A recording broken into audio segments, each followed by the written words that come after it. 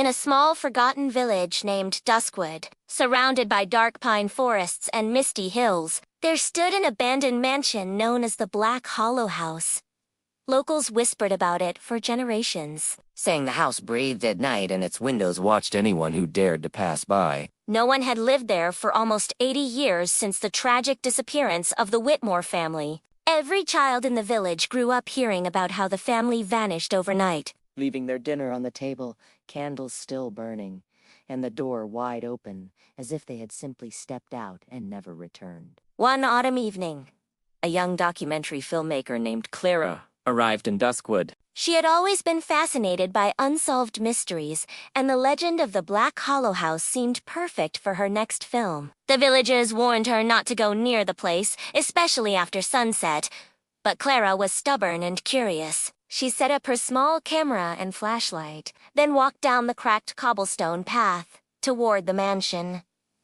Just as the sky turned crimson, the moment she stepped inside, the air grew cold and heavy. The silence was suffocating, broken only by the creak of the old wooden floor under her boots. The grand hallway was lined with dusty portraits of the Whitmore family, their eyes eerily lifelike, following her every move. Clara tried to speak for her recording, but her voice trembled. She thought she saw a shadow dart past the end of the hallway, though the place was empty. She climbed the grand staircase, her flashlight flickering as if struggling to stay alive. Upstairs, the air smelled like rotting flowers. She found a nursery where an old rocking horse moved gently, though no wind touched it. A faint lullaby echoed from nowhere, distant and broken. Clara's heart pounded. She whispered to her camera, "I am not alone here." Suddenly, every door upstairs slammed shut at once. She spun around, gasping. The portraits on the wall had changed. The eyes were bleeding now. She stumbled backward, tripping over a broken doll. From the corner of her eye, she saw a pale, childlike figure standing in the hallway, head tilted unnaturally to one side, smiling with jagged teeth. Clara bolted down the stairs, but the staircase stretched longer and longer as she ran. The front door seemed to retreat, getting further away with each step. The house was bending reality around her.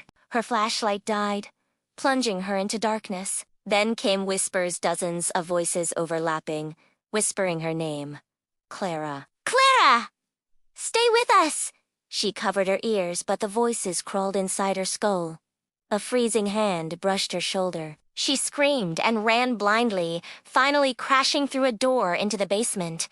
The basement was colder than death. Water dripped from the ceiling. In the middle stood a long dining table set for dinner. Candles still burning, though they gave no heat. Around the table sat the Whitmore family motionless, skeletal figures dressed in rotting clothes, empty sockets staring at her. One of them, the mother, slowly turned her skull toward Clara and opened her jaw wide in a silent scream. Clara fell to her knees, paralyzed with terror. The house began to shake violently. The walls bled dark, liquid. Shadows crawled from the corners like living tar, reaching for her. She ran up the basement stairs, but they twisted and buckled, throwing her back down. The Whitmores were rising from their seats, their bones cracking, moving like marionettes. Clara grabbed her camera and smashed a small window at the side of the basement. Dragging herself out through broken glass, she ran into the woods, bleeding and shaking,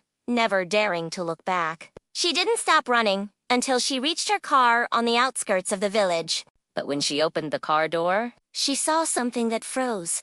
Her blood, the back seat was full of water, and the pale child from the hallway was sitting there, smiling. Before she could react, the child vanished like smoke, leaving the smell of rot behind. Clara drove away at full speed, tears streaming down her face, vowing never to return. 3 weeks later, villagers found her car abandoned near the cliffs, engine still running, camera on the passenger seat. The last footage showed Clara sitting in a dark room, whispering, "I am part of the house now."